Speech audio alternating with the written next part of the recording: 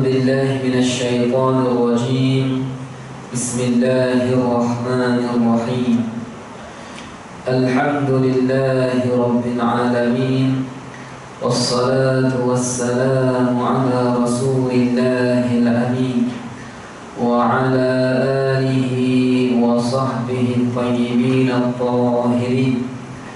اللهم لا سهل إلا ما جعلته سهلا، وأنت تجعل الحزن إذا شئت سهلا.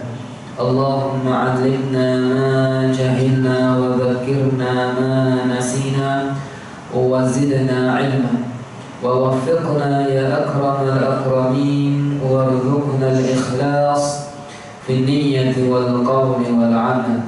فأذكركم وأذكر نفسي بإخلاص النية لله تعالى. Amma ba'du, muslimin dan muslimat rahimakumullah. Marilah kita sama-sama mewafakkan syukur kepada Allah Subhanahu wa ta'ala di atas segala nikmat yang Allah ta'ala kurniakan kepada kita. Lebih-lebih lagi nikmat taufik dan hidayah Allah, sehingga kita dapat berkumpul di tempat yang dirahmati oleh Allah, di tempat yang dimuliakan oleh Allah Subhanahu wa ta'ala, untuk kita meraih pahala daripada Allah dan keampunan daripada Allah Subhanahu wa ta'ala. Mudah-mudahan apa yang kita lakukan pada malam ini Allah Subhanahu wa ta'ala jadikan sebagai asbab kita dijauhkan daripada azab Allah dan juga dimasukkan ke dalam syurga Allah Subhanahu wa ta'ala.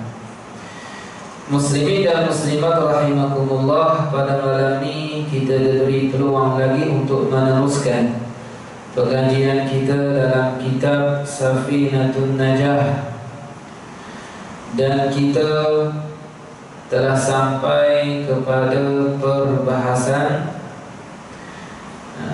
fasal yang ke-11. Betul tak?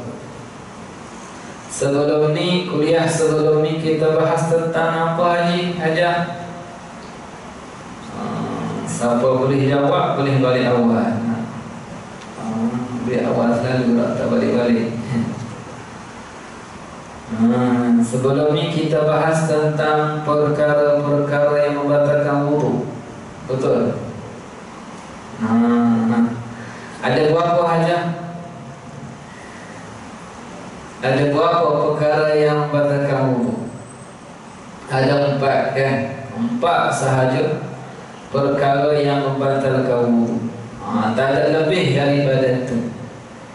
Selain daripada itu, selain daripada 4 ni yang kita bahaskan, yang kita belajar sebelum ni, bukan perkara yang membatalkan wudu. Contohnya selain daripada 4 itu, keluar darah. Keluar darah dari selain daripada 2 lubang, gigi berdarah ke ataupun muntah ke, keluar tahi hidung, keluar tahi telinga, tidak membatalkan wudu.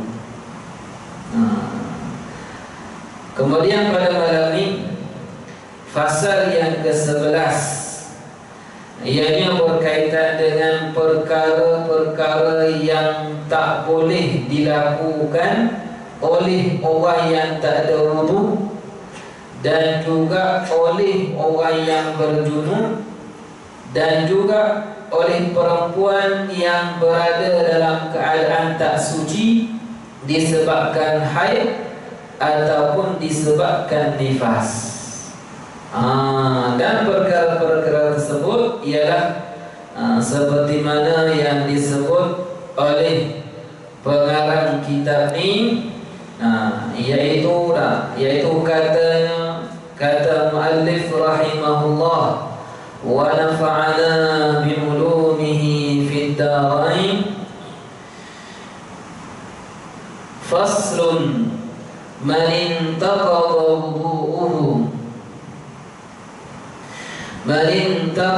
wudu'uhu haruma alaihi arba'atu asya' as-salatu wat-tawafu wa massul mushafi wa hamluhu. Yang pertama, haram. Yang batal wudu'nya, haram ke atasnya 4 perkara. Yang pertama solat. Yang pertama solat. Tak boleh dia solat kalaulah dia tahu yang mana diri dia ni memang tak ada wudu, tidak dibenarkan untuk dia solat.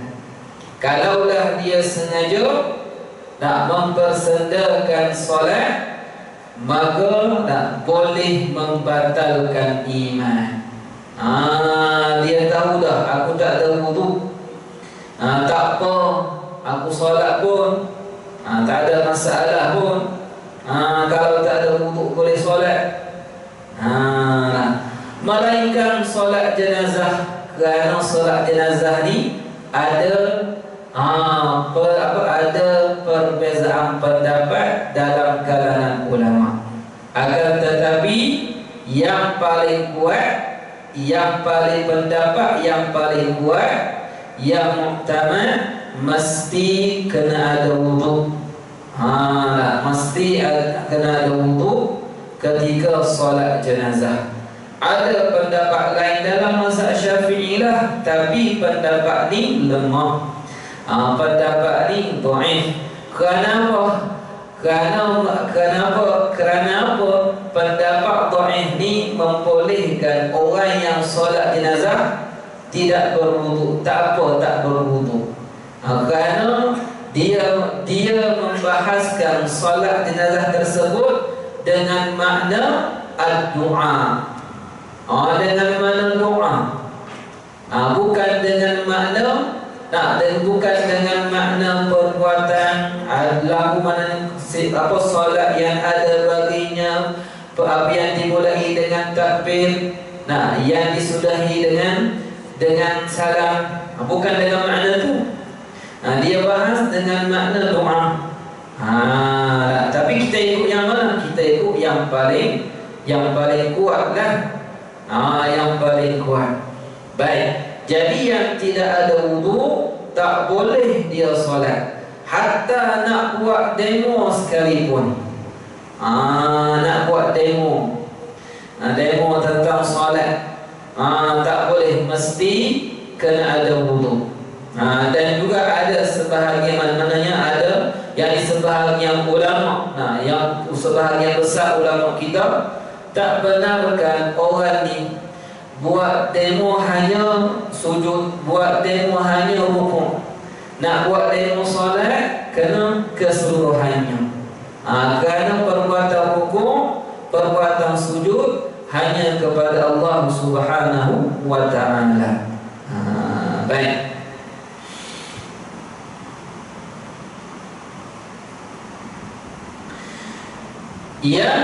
Yang kedua, disebabkan wudunya batal, ataupun disebabkan dirinya tak ada wudu, dia tak boleh melakukan tawaf. Tak boleh melakukan ibadah tawaf. Kalau batal wudu, dari tawaf yang kedua ataupun yang ketiga, hendak dia wajib ke atasnya mengambil wudu. Kemudian dia sambunglah tawaf buat kali yang keberapa tadi, yang keempat, kelima, sampailah kali yang ketujuh. Baik. Adapun tak ke tawaf dengan solat ni, dia sama dari sudut wajib kena ada wudu. Beza dari sudut yang mana solat ni tak dibenarkan untuk bercakap, untuk mengeluarkan kalam adami. Tak dibenarkan untuk mengeluarkan kata-kata yang dibicarakan oleh manusia. Hanya dibenarkan pada solat kata-kata seperti zikir, Nah, seperti seperti apa, zikir, tahmid, takbir, tahlil dan selawat. Begitu juga kalam Allah. Hal ini dibenarkan dalam solat. Kan? Adapun tawaf tidak ada masalah. Mananya dalam tawaf ni, tidak ada masalah dengan kata-kata daripada kalam adami, percakapan manusia, tak batal tawaf dia.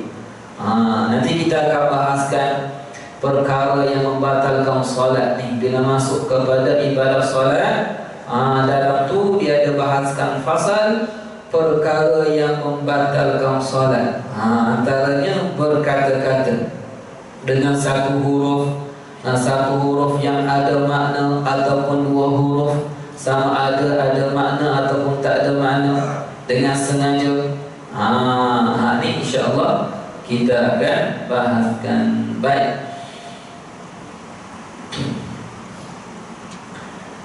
Yang ketiga, menyentuh mushaf, yakni menyentuh Al-Quran. Menyentuh Al-Quran, dan juga bila sebut Al-Quran sekali dengan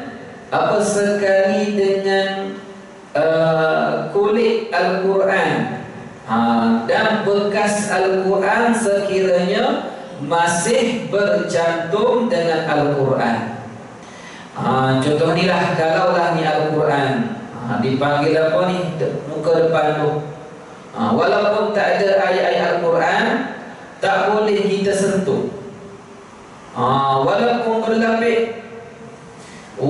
berlapik, bila tak ada wudu, tak boleh sentuh kulit dia selagi mana bercantum dengan kertas-kertas yang berisi ayat-ayat Al-Quran.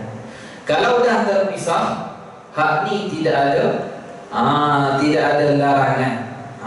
Tak ada masalah kalau dah bercerai kulit dia daripada Al-Quran tersebut. Begitu juga dengan kotak.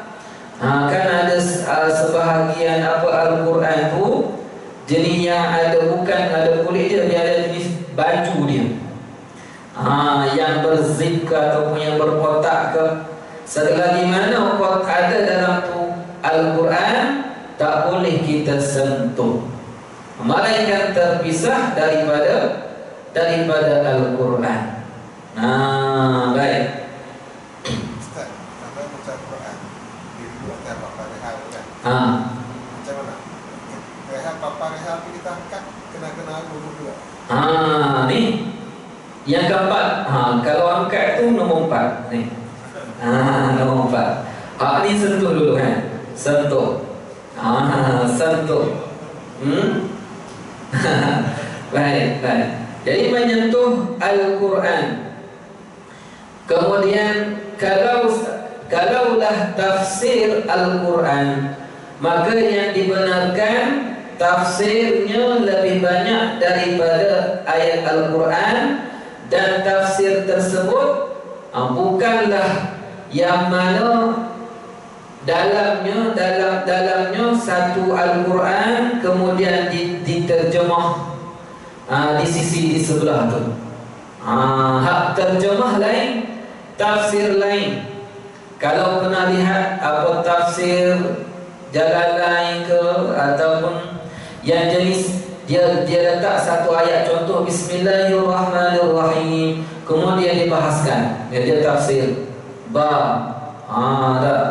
harful jar, kemudian isim, asalnya ismun, ada alif, kemudian digugurkan dengan disebabkan ada hamzah wasal, jadi bismillahi, kan, bismillahi dibahaskan, lafaz Allah dia jelaskan satu-satu, bukan satu page tu Al-Quran kemudian di sebelah ni baru dia tafsir, bukan. Hak ni kena ada wudu.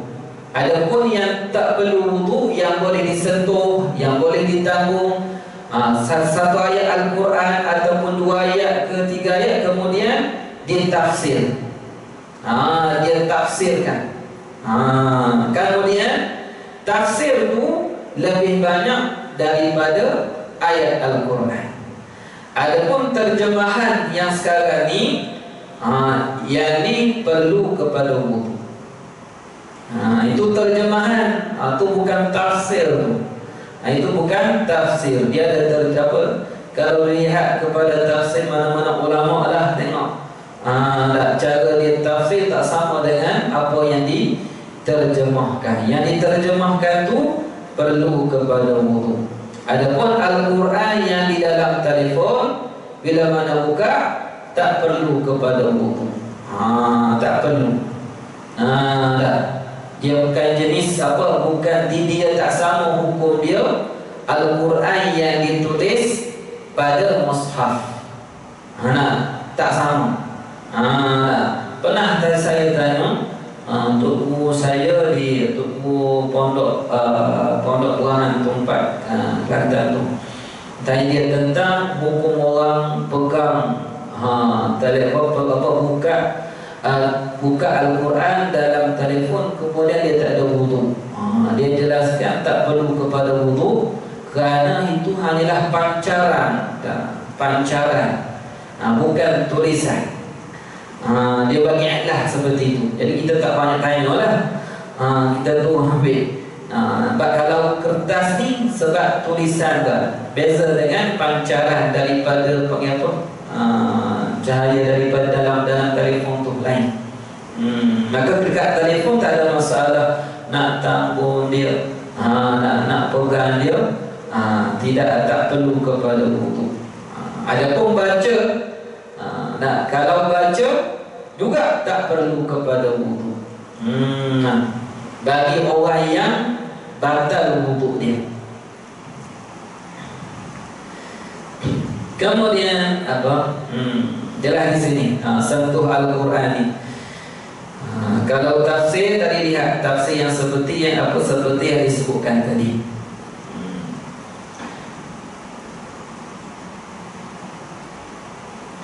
Dan menyentuh mushaf ni walaupun tak boleh, walaupun dia kata aku dah pakai sarung tangan dah. Aku dah pakai sarung tangan dah, tak boleh juga. Hak ni bukan dalam bab seperti mana yang kita jelaskan, yang kita bahaskan sebelum ni berkaitan dengan apa? Pegang, kemaluan, kubul ataupun dubur. Kalaulah berlapik tak batal wudu kan? Tak sama dengan hak ni. Allah alam lah daripada mana diambil membolehkan orang ni menyentuh mushaf dalam keadaan berlapik walaupun tanpa wudu ni. Tak tahu ambil daripada mana. Yang saya dengar dan belajar dan tak pernah dengar daripada empat ni, yang saya pernah ambil adalah tak boleh juga walaupun berlapik. Tak boleh sentuh walaupun berlapik dalam keadaan tak ada wudu. Baik, yang keempat, yang tak ada wudu ni tak boleh menanggung Al-Quran. Tak boleh menanggung Al-Quran. Jadi yang dinamakan menanggung, maka haram, tak boleh dia melakukan perbuatan tersebut. Contohnya apa? Letak dalam beg kan, menanggung Al-Quran walaupun dia tak sentuh, duduk dalam beg.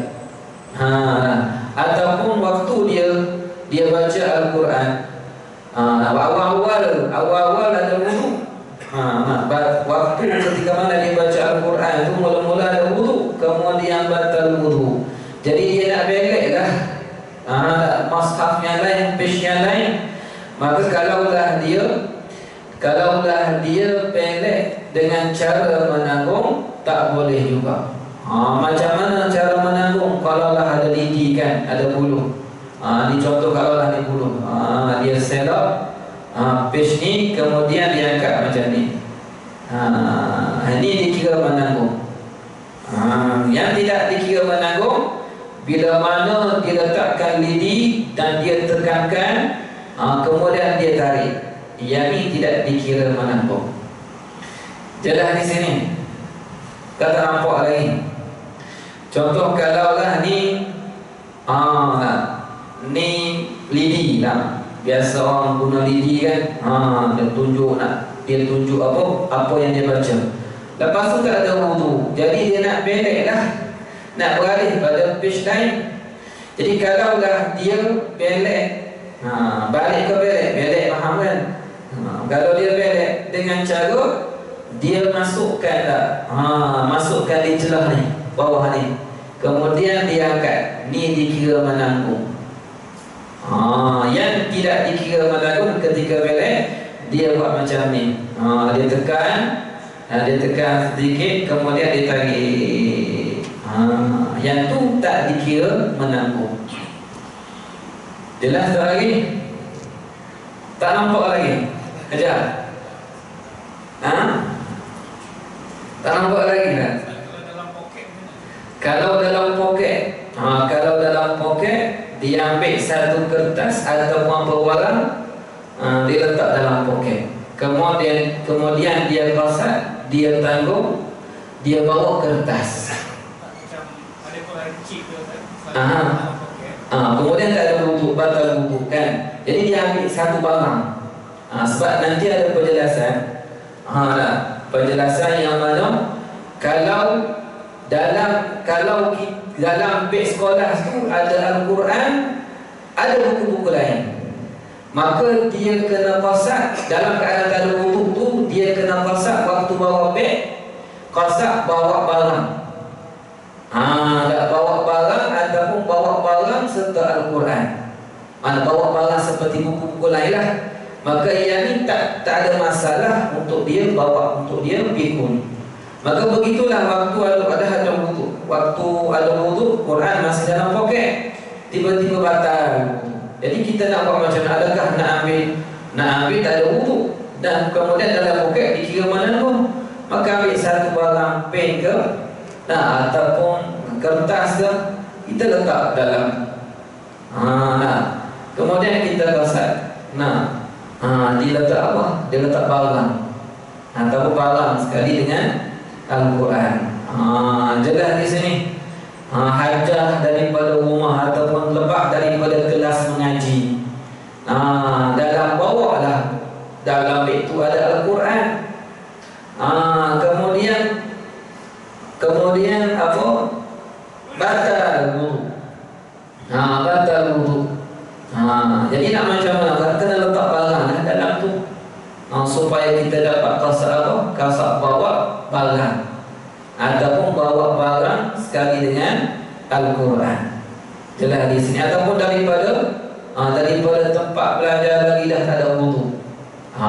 Dan ada dalam Al-Quran, dalam beg tu Al-Quran dengan pen, dengan apa lagi, spek ke apa lagi, kunci, barang-barang lain. Maka bila mana kita angkat menanggung, kita pasal yang mana aku bawa ni adalah barang, bukan Al-Quran, ataupun dia kosak dua-dua. Kalaulah dia kosak Al-Quran sahaja, walaupun ada barang, tak boleh. Tak boleh dia bawa beg tersebut. Jelas saja. Baik.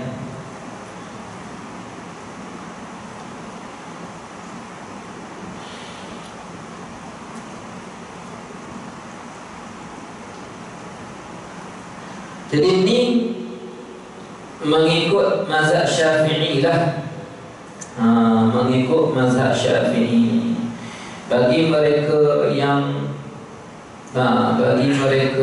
menghafal Al-Quran, nak ulang dah. Lagi-lagi perempuan haid lah. Perempuan haid nak mengulang Al-Quran. Al-Quran ni bila mana dah hafal, dia kena ulang selalu. Kalau tak ulang, cepat lupa. Cepat lupa Al-Quran.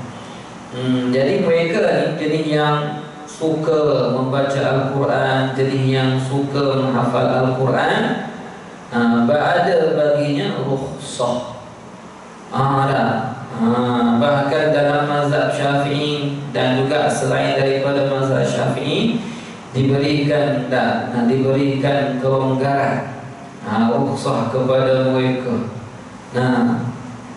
Kerana ulama ada dua bahagian ulama memahami firman Allah Subhanahu wa taala, la yamassuhu illa al-mutahharun. Tidak boleh menyentuh Al-Quran illa al-mutahharun, melainkan al-mutahharun. Al-mutahharun di sini ada sebahagian ulama menjelaskan al-mutahharun di sini menafsirkan ialah mereka yang berwudu, mereka yang suci daripada haid dan nifas. Dan sebahagian lagi menafsirkan al-mutahharun di sini adalah para malaikat. Maknanya apa? Yang memilih para malaikat maknanya tak ada hukum, tak ada larangan. Bagi pendapat yang kedua lah, tak ada larangan untuk orang yang berwuduk ke ataupun yang tak ada wuduk, untuk orang yang berjunub ke, yang suci ke ataupun tak suci daripada haid, untuk membacanya, untuk memegangnya, untuk menyentuhnya. Jelas. Ustaz, kalau macam dalam telefon ni macam mana? Kalau orang sama, pegang. Tak masalah pegang. tak, maknanya dia baca macam mana? Kalaulah dia baca dah. Kalau selain daripada pendapat ni lagi yang saya sebut tadi, dia qasad zikir. Dia qasad zikir bacaan dia itu, bukan qasad Al-Quran. Waktu dia baca Alhamdulillah ke Al-Fatihah ke ataupun mana-mana surah Al-Mulk ke, waktu dia baca itu dia qasad zikir, bukan qasad Al-Quran. Dalam kisah orang yang berjunub dengan orang haid lah, bukan orang yang tak ada wudu. Yalah.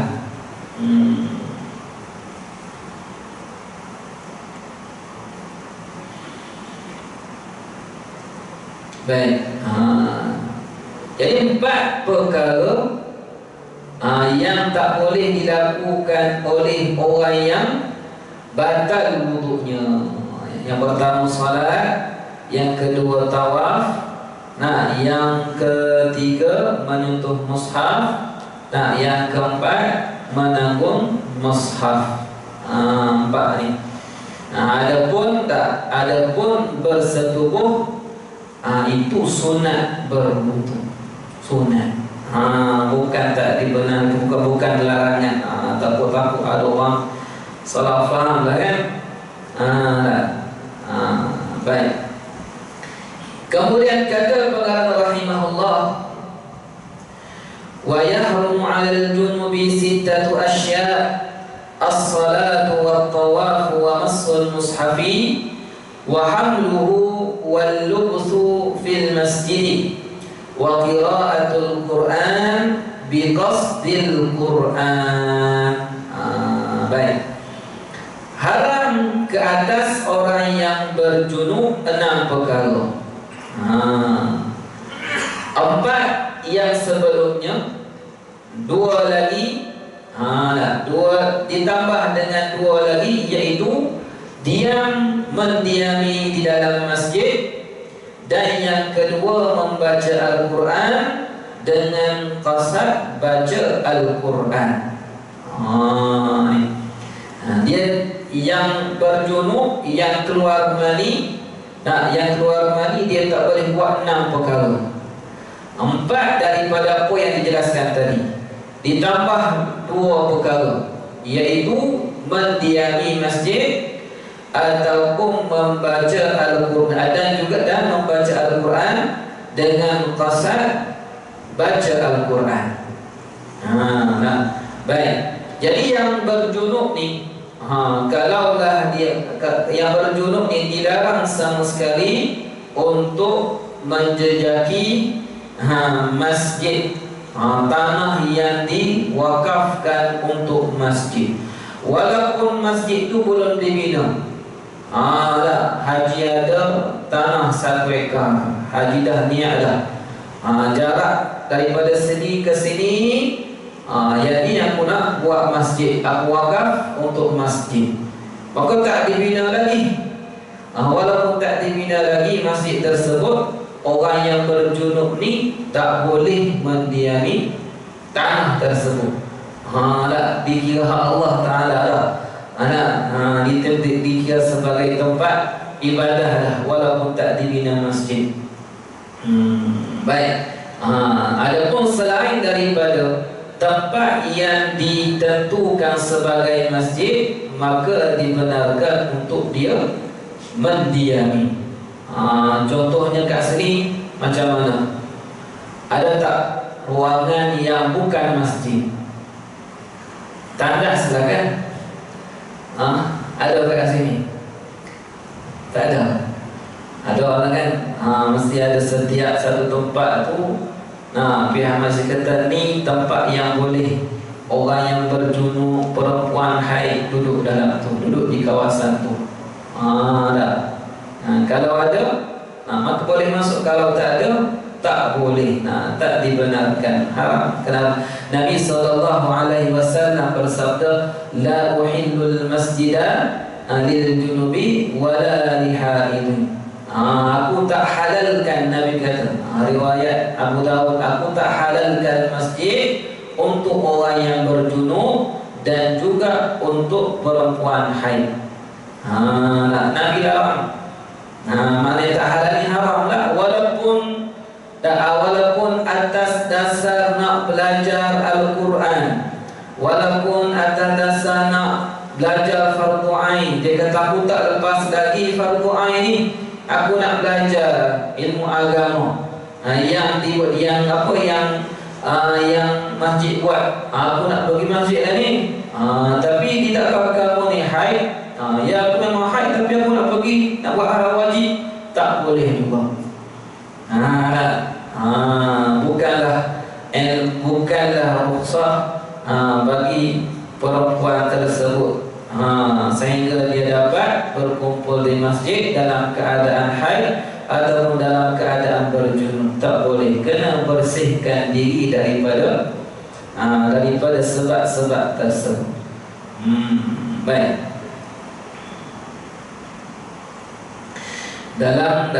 Dalam kitab Kashful Lisan, Kashful Lisan, kitab tu 2 jilid tebal. Banyak ulama-ulama kat situ yang membahaskan Syekh Qafal, Syekh Ali Syabra Malisi, Syekh Ramli, Syekh Ibn Hajar Al-Haytami. Dalam bab ni dia buat isu lagi, masalah lagi. Dia kata bahkan haram sekiranya berada di hawa masjid. Apa maksud hawa masjid? Kemudian dia gambarkan hawa masjid ni, kalaulah ada satu pokok di luar masjid, pokok tu tumbuh bukan dalam tanah masjid, kemudian dahan dia masuk ke dalam bahagian masjid, maka kalaulah yang berjunub ni, dia panjat pokok, kemudian dia berada di dahan yang berada dalam kawasan masjid, tak boleh juga. Tak boleh juga. Sebab apa? Kemuliaan masjid. Nak agungkan masjid. Ustaz, maknanya dalam kompan musim tu juga tak? Yang kan? Yang dalam kawasan masjid ke ataupun dalam dewan sembahyang masjid?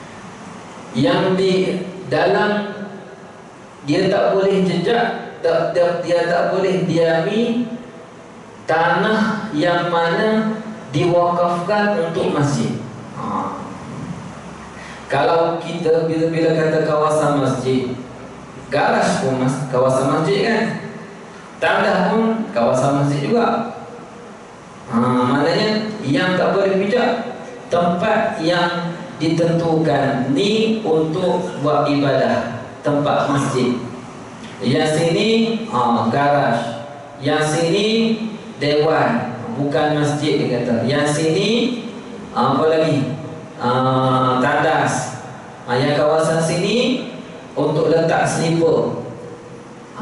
Jadi yang dinamakan, yang dia tentukan wakaf untuk masjid, yang tu tak boleh dia diami. Faham tak ni? Contohlah kawasan masjid daripada sini sampai sana ke hujung. Kemudian tuan tanah kata daripada sini sampai situ, sini untuk masjid, untuk buat ibadah. Adapun luar tu dia tak, dia kata tu aku tak nak wakaf untuk masjid. Untuk apa? Untuk buat apa? Buat dewan ke.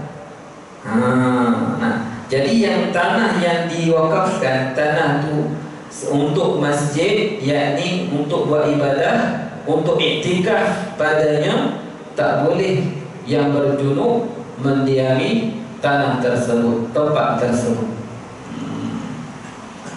Tak nampak lagi. Maknanya tempat yang kita digunakan iktikaf, mana situ tak boleh. Yang ditentukan, betul. Dalam kes muslimat apa mungkin kan. Ya. Kadang-kadang dia terpaksa melalui kawasan juga. Yang melalui itu insya-Allah dalam ni ada. Lalu ataupun ulang alik. Ada lalu yang di mana lalu yang diharapkan ulang alik. Apa beza ulang alik dengan lalu? Kan? Ulang alik lalu dalam ni dah nanti. Baik.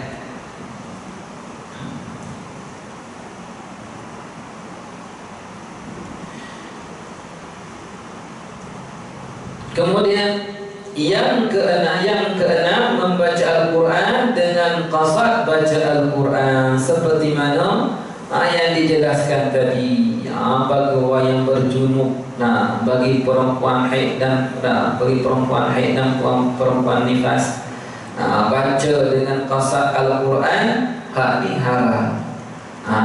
Kalau baca Al-Quran tapi dengan qasad berzikir, dia kata aku berzikir dalam hati dia, berzikir kepada Allah, maka hak ni dibenarkan, dibolehkan.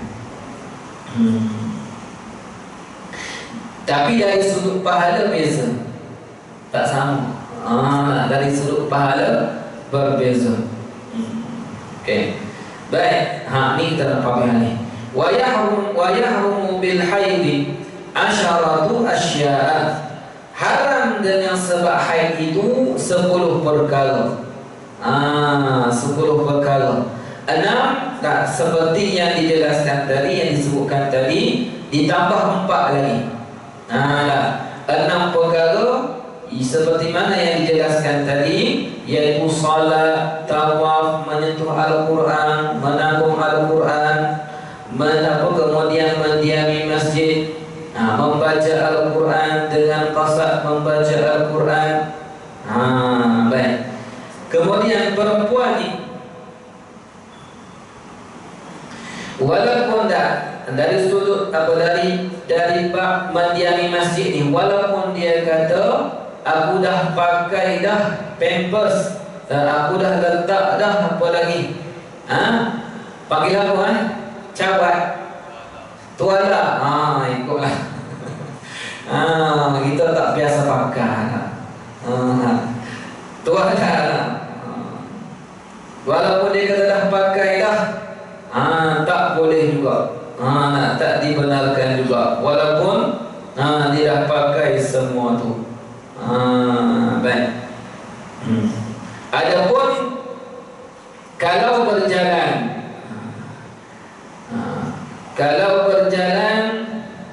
ataupun berulang kali,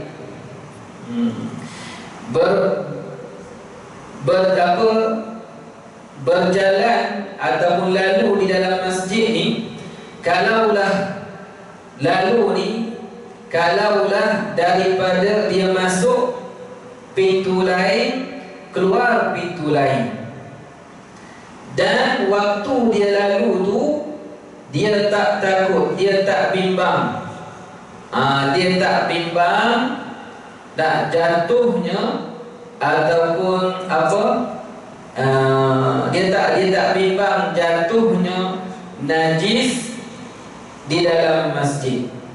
Kalaulah dia bimbang, hak ni haram walaupun lalu. Walaupun lalu. Baik lalu, kalau lalu pintu lain, pintu ni lalu masuk pintu ni, kemudian dia keluar pintu yang ni, waktu dia lalu tu, dia tak bimbang sebab dia memang tutup ketat dah. Dia sumpah dah dengan apa? Dengan apa tuala dia tu. Jadi tak rasa bimbang. Untuk apa dalam mengotori masjid, tak rasa, tak ada risau. Dia kata tak menitis pun tak darah tersebut, maka boleh lalu. Dan tidak dikira sebagai mendiami. Adapun ulang alik taraddud ni, ulang alik ni keluar dan masuk pintu yang sama, maka dikira sebagai mendiami. Walaupun dia dalam hati dia kata aku tak bimbang pun, sebab aku dah tutup ketat dah. Walaupun dia tak bimbang, oleh kerana ulama kita mengira, ulama kita menghukumkan yang ulang alik itu dikira sebagai mendiami, maka haram ke atas perempuan tersebut. Jelas saja, jelaskan. Baik. Jadi kerana bagilah peringatan kepada anak-anak yang masih belum expired tu, yang apa, yang orang kata yang tak mampu saya. Bagi tahu waktu majlis, waktu akad nikah, bagi tahu tak boleh perempuan haid ni masuk ke dalam masjid. Hatta pengantin perempuan sekalipun, tak perlu tak wajib, bahkan tak wajib ke atas dia nak bersama dalam majlis tersebut, tak wajib ke atas dia. Yang wajibnya siapa? Wali. Kemudian siapa? Zauj. Kemudian saksi, kan? Kemudian yang akadnya siapa? Sirah lafaz akad tu. Yang tu je yang wajib, kan? Jadi perempuan tu tak perlulah. Bukanlah menjadi syarat sah nikah. Pengantin perempuan kena ada. Bukan syarat sah nikah tu. Kalau nak tengok juga, kena tadilah kena lalu lah. Masuk situ, keluar, masuk situ, keluar. Termahilah masuk keluar, nak tengok sangat, kan? Ustaz, mana lebih awal angkat nikah, dekat rumah mana atau dekat? Yang terlebih awal lah. Bakal itu sirah pun banyakkan bakal rumah. Kali itu sirahan. Itulah. Allah alam tu tak tahu. Nanti boleh saya cek tak.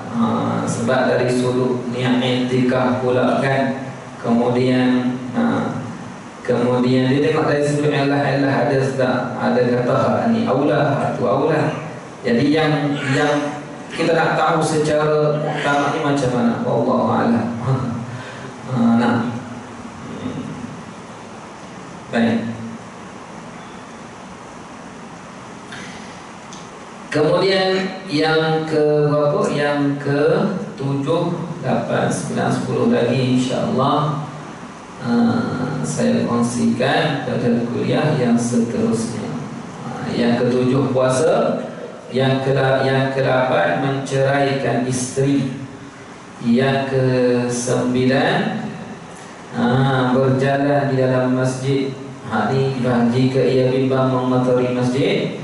Yang ke-10 bercumbuan, yakni bersedak-sedak dengan sesuatu antara pusat dan lutut. Jadi insyaAllah 3 lagi saya akan bahaskan pada kuliah yang seterusnya. Hafal tak semua ni? 3 poin besar lah. Haram, perkara yang haram ke atas yang berwudu, perkara yang haram ke atas yang berjunub, yang ketiga perkara yang haram ke atas perempuan haid. Jadi ingatlah, nanti nak tanya ni kan.